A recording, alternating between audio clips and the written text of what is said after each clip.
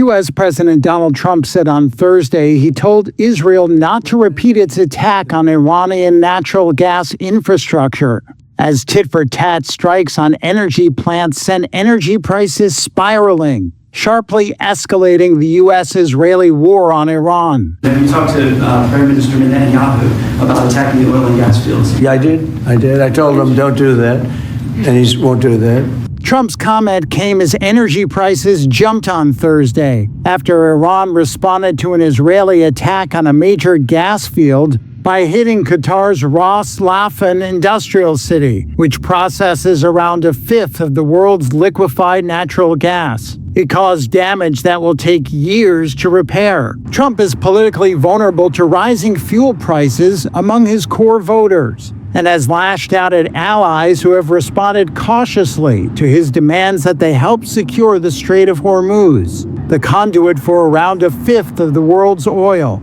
Israeli Prime Minister Benjamin Netanyahu said he got the message. Well, I'll say two things. Fact number one, Israel acted alone against the Slawiyah gas compound. Fact number two, President Trump asked us to hold off on future attacks, and we're holding out. He also said that Israel didn't push the U.S. into attacking Iran. And I want to close these opening remarks with one other fake news, and that is that Israel somehow dragged the U.S. into a conflict with Iran. Does anyone really think that someone can tell President Trump what to do? Come on. The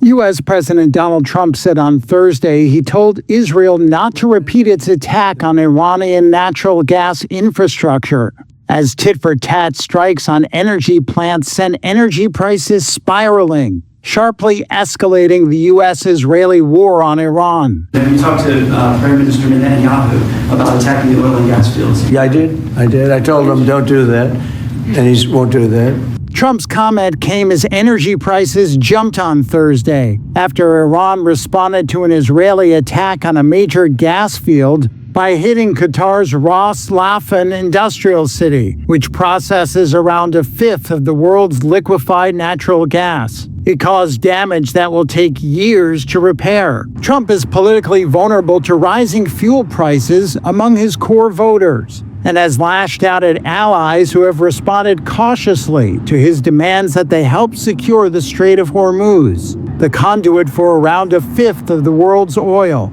Israeli Prime Minister Benjamin Netanyahu said he got the message. Well, I'll say two things.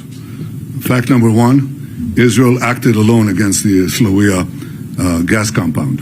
Fact number two, President Trump asked us to hold off on future attacks, and we're holding out. He also said that Israel didn't push the U.S. into attacking Iran. And I want to close these opening remarks with one other fake news, and that is that Israel somehow dragged the U.S. into a conflict with Iran.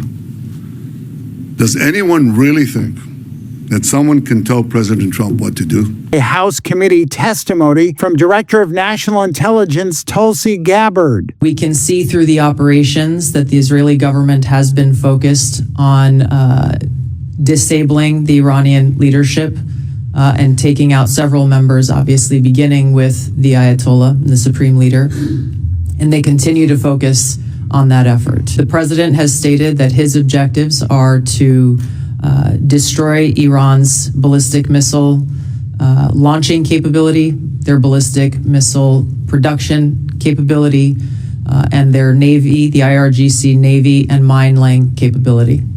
The Trump administration is requesting $200 billion of additional funding for the war, a U.S. official confirmed on Thursday, but faces stiff opposition in Congress, which must approve the funds. Je n'ai entendu personne marquer une disponibilité. I have not heard anyone here express a willingness to enter this conflict, quite the opposite. And I do not believe that taking part in an escalation, should one occur, would in any way resolve the international situation or its consequences for our economies. So I believe that the position we have taken, which consists first of defending international law, trying to be loyal and reliable partners for our allies and those with whom we have agreements, and helping to promote de-escalation and freedom of navigation is a fair and proportionate position, and it's the best we can do. Juste, proportionné, et c'est le mieux que nous puissions faire. Je n'ai entendu personne marquer une disponibilité. I have not heard anyone here express a willingness to enter this conflict, quite the opposite. And I do not believe that taking part in an escalation, should one occur, would in any way resolve the international situation or its consequences for our economies.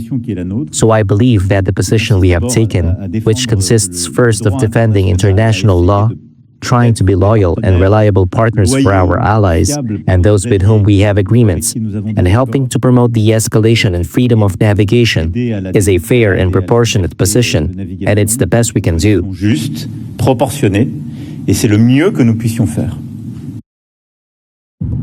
From roiled energy markets to robo-taxi tie-ups, this is the week in numbers. 4% was how much benchmark Brent crude was on track to rise by this week. That's after Iran hit oil and gas facilities in the Gulf states, forcing production to be shut. Energy prices steadied on Friday as leading European nations and Japan offered to join efforts to secure safe passage for ships through the Strait of Hormuz, and the U.S. outlined moves to boost oil supply. $887 million is the amount Warner Brothers Discovery chief executive David Zaslav will likely receive. He's already consistently ranked among America's highest-paid CEOs, and now is likely to receive one of the richest golden parachutes on record. Warner Brothers Discovery last month agreed to be acquired by Paramount Skydance in a $110 billion deal, ending a high-stakes battle over the storied Hollywood studio against rival bidder Netflix. $1 trillion is the revenue opportunity Nvidia sees for its AI chip sales through 2027. That's a big jump from the $500 billion it foresaw earlier for its Blackwell and Rubin chips through 2026. At the GTC Developer Conference in San Jose, California, CEO Jensen Huang unveiled a new CPU and an AI system built on Grok. $600 billion in annual sales is how much Amazon CEO Andy Jassy says its Amazon Web Services could achieve. The outlook came in an internal all-hands meeting, with his comments reviewed by Reuters. Jassy said that with what's happening in AI, AWS has a chance to at least double his previous $300 billion revenue estimate. Almost 12% was the jump in shares at Rivian. The electric vehicle maker struck a deal with Uber to provide robo-taxis to the ride-hailing service. Both companies said Uber will invest up to $1.25 billion in Rivian. It will then provide 10,000 fully autonomous robo-taxis to Uber, beginning in 2028. Presence, the European Union's physical security of supply is secure. However, Europe is not immune to global price spikes, and as the conflict continues, energy prices continue to fluctuate. In some cases, electricity is taxed much more than gas, partially up to 15 times more, and this cannot be. So we will propose to lower tax rates on electricity and to make sure that electricity is taxed less than fossil fuels. Member states can already make use of state aid measures to compensate for the cost increases of the energy source, and we will further flexibilize state aid for this purpose. A mechanic in Cuba has found a way to power his car amid the U.S. oil blockade. Juan Carlos Pino modified his 1980 Polish-built Polski Fiat to run on charcoal, a cheaper and more abundant fuel than gasoline. I learned about it from my uncle, who was a mechanic and taught me the basics of that technique, gas generators, back in World War II and all that. And it always caught my attention, and I never implemented it because there was no need. Now, with the current fuel crisis, I set out to see if, because it's a fuel that exists and it's easy to obtain in this area.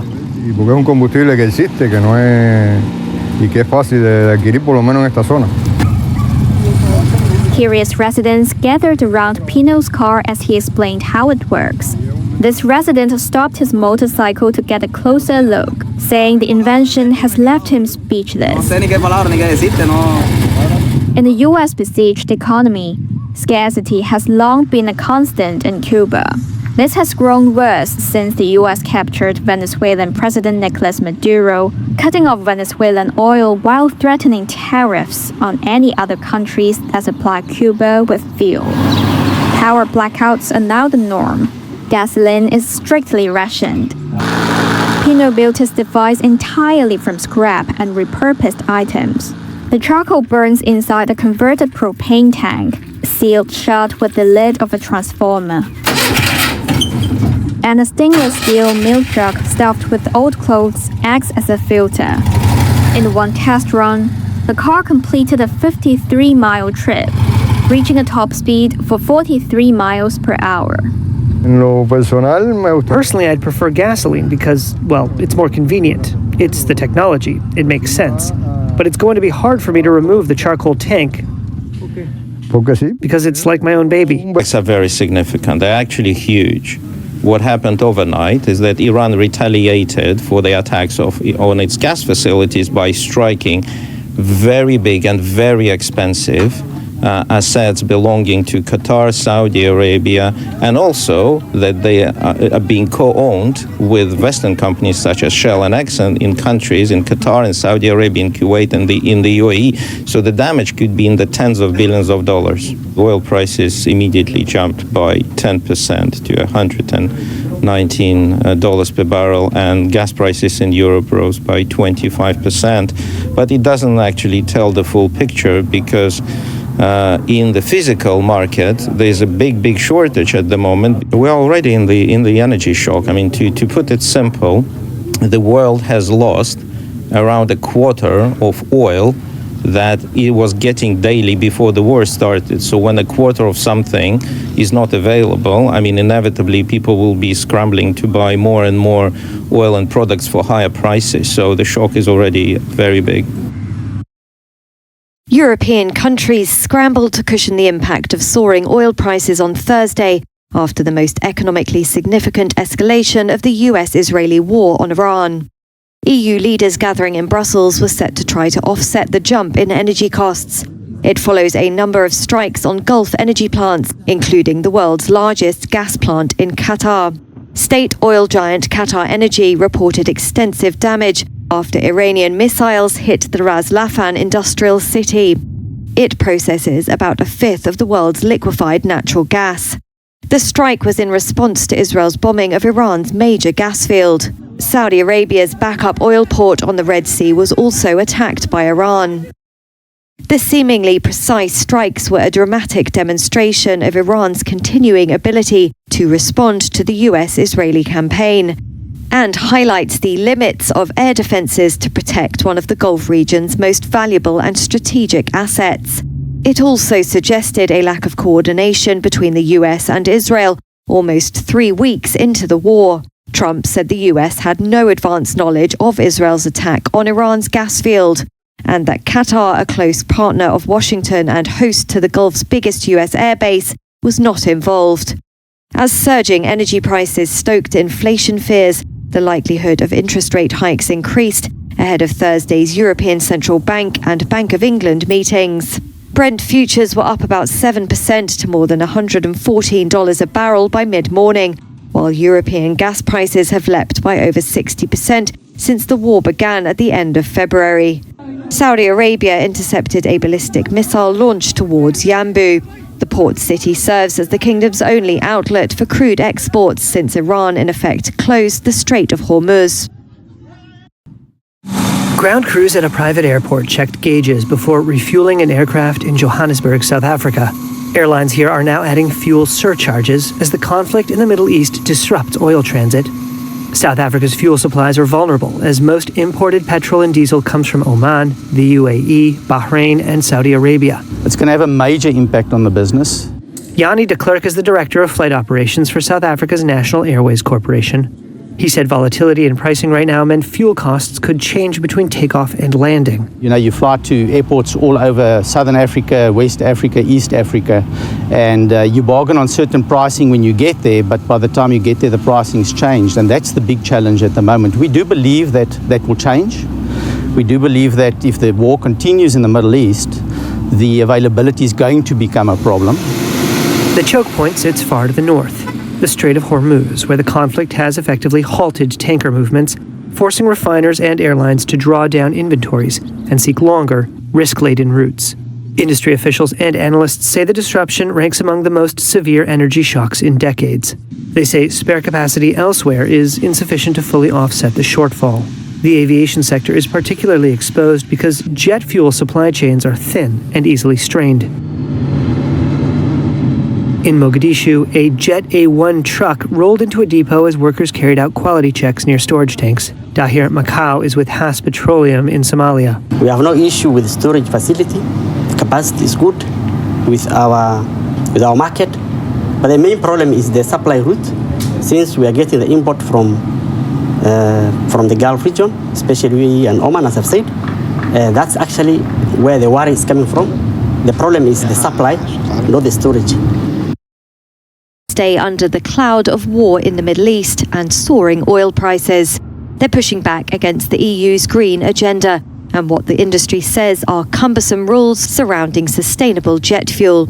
Reuters reported earlier this week that, citing a lack of available supply and high costs, Europe's airlines are expected to call for regulators to roll back mandates for the use of synthetic sustainable jet fuel starting in 2030.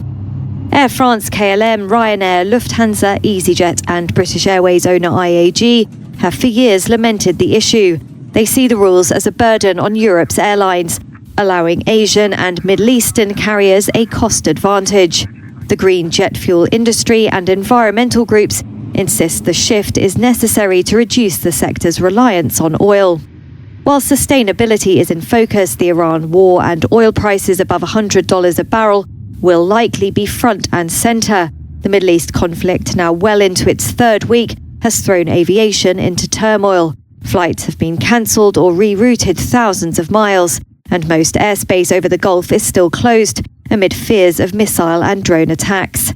Jet fuel prices have spiked, pushing up operating costs. European prices have doubled, and Asian prices are up almost 80% since U.S. and Israeli strikes on Iran began in late February. Oil prices jumped again on Thursday after Iran attacked energy facilities across the Middle East. International benchmark Brent crude futures were up over 6% by late afternoon in Asia, hitting around $114 a barrel. On Wednesday, Qatar Energy said Iranian missile attacks struck Ras Laffan, the country's core natural gas processing site, causing, quote, extensive damage. The same day, Saudi Arabia said it intercepted and destroyed 4 ballistic missiles launched toward Riyadh and an attempted drone attack on a gas facility. Further attacks were reported on Riyadh and Qatar on Thursday. The Iranian strikes were retaliation for attacks on its own energy infrastructure. In a post on Truth Social, U.S. President Donald Trump said that Israel carried out the attacks on South Par's gas field. He said the United States and Qatar were not involved. Trump said that, quote, no more attacks will be made by Israel in South Pars unless Iran attacked Qatar, and warned that the United States would, quote, massively blow up the gas field if new strikes did occur. With regional tension worsening and with no sign of de-escalation or a reopening of the critical Strait of Hormuz shipping route, analysts widely bet that oil prices are set to stay high for now. Cuba's national electric grid collapsed on Monday, leaving around 10 million people without power. Operator UNE said it was investigating the causes of the blackout, the latest in a series of widespread outages that last for hours or days.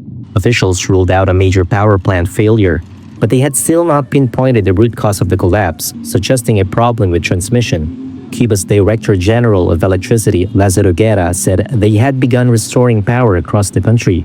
We will keep you updated on the progress of this restoration process and, of course, on the cause of the total blackout, which we are still analyzing at this time. The previous outage was indeed triggered by the shutdown of a power generation unit. We are still investigating the root cause, and once we have it, We will inform the public. What we can tell you is that the microgrids are being activated across the country and that the process of restoring the national power grid has already begun, following established protocols.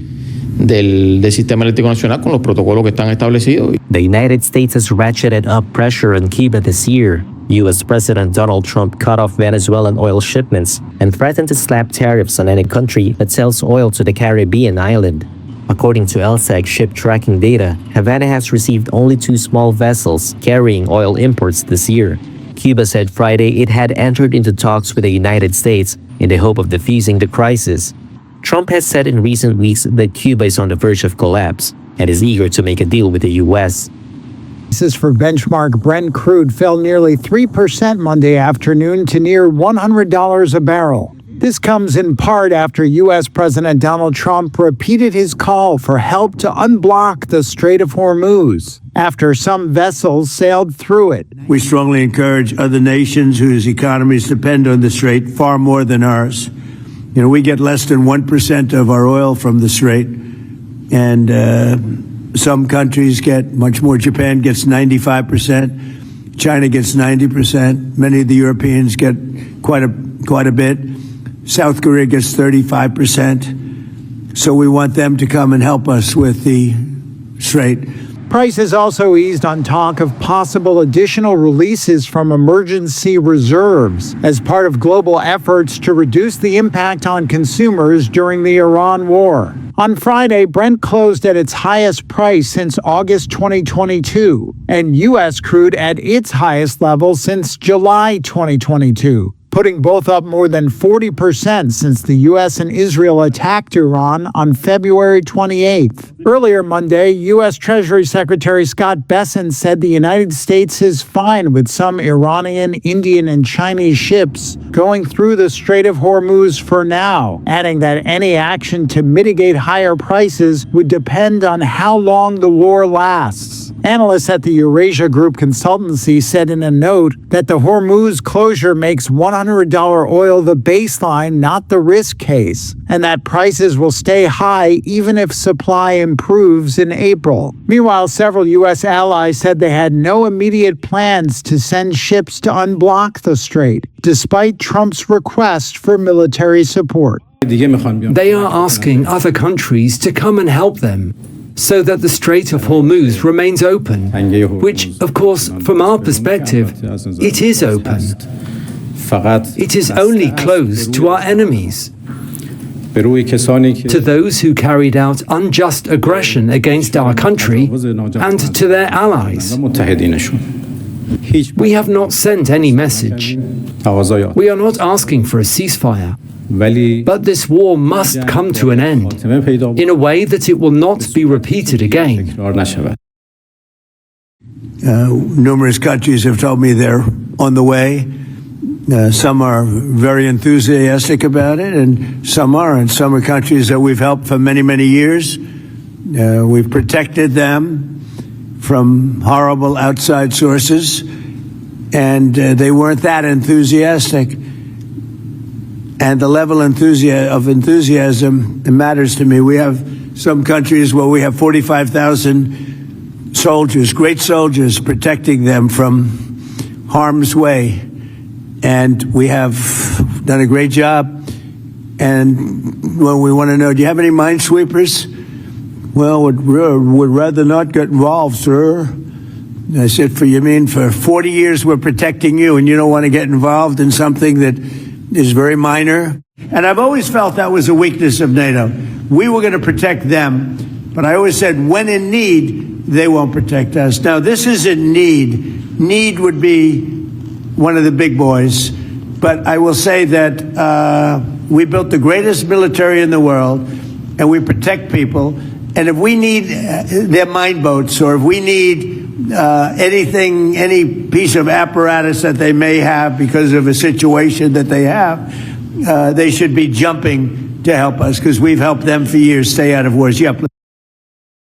We are ready to ensure safe passage through the Straits of Hormuz diplomatically. However, there will be no military participation. Germany was one of several US allies that said on Monday it had no immediate plans to send ships to unblock the Strait of Hormuz. That's after President Donald Trump asked for military support to keep the vital waterway open. Some are very enthusiastic about it, and some aren't.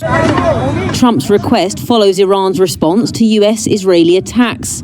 The country used drones, missiles and mines to effectively close a channel which normally sees a fifth of global oil and liquefied natural gas pass through.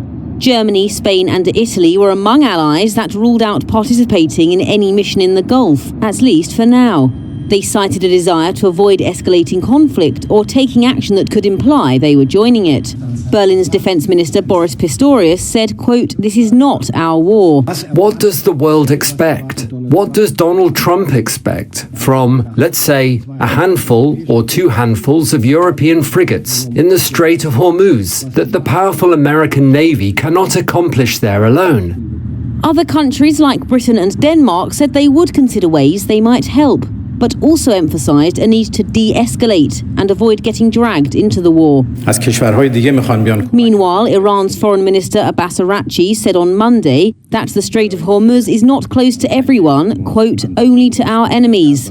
He added that the US-Israeli war on Iran must come to an end in a way that it will not be repeated again. NATO countries, several of whom have been at the sharp end of criticism from Trump in recent months, are wary of angering the White House.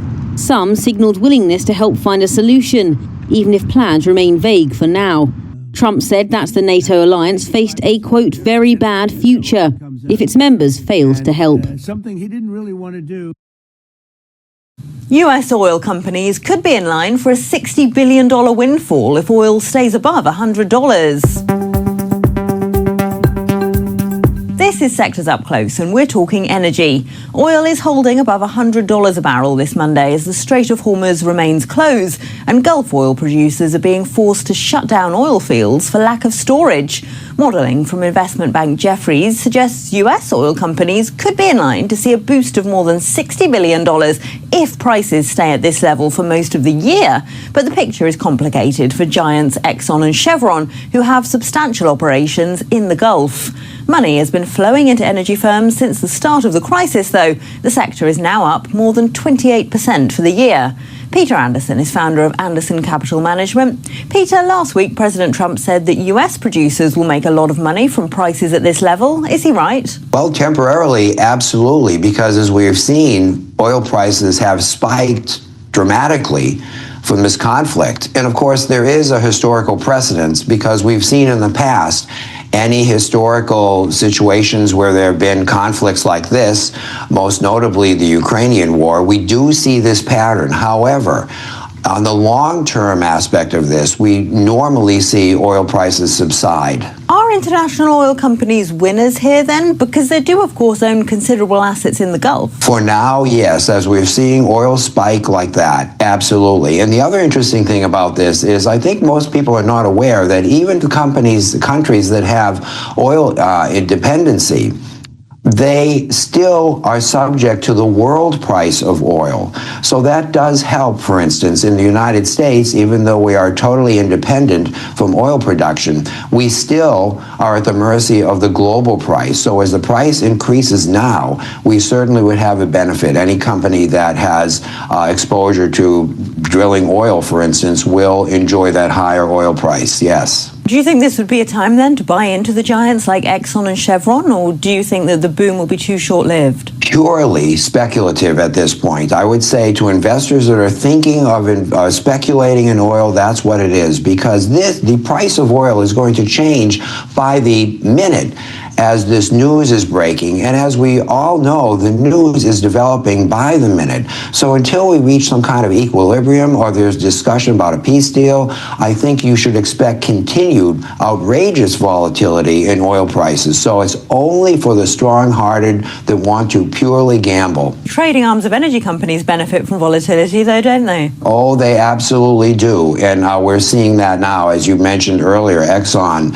very, very high stock stock price very strong, but we have to remind ourselves, hopefully, this conflict will not go on for a long time, and oil is so related to the news of the conflict that I would expect maybe people would begin to short oil in companies like this as they start to see a resolution in the conflict. Where would you hedge your bets then? On Friday, RBC Capital Markets said it expected the conflict to drag on into the spring and Brent crude to be at $128 in 3 or 4 weeks.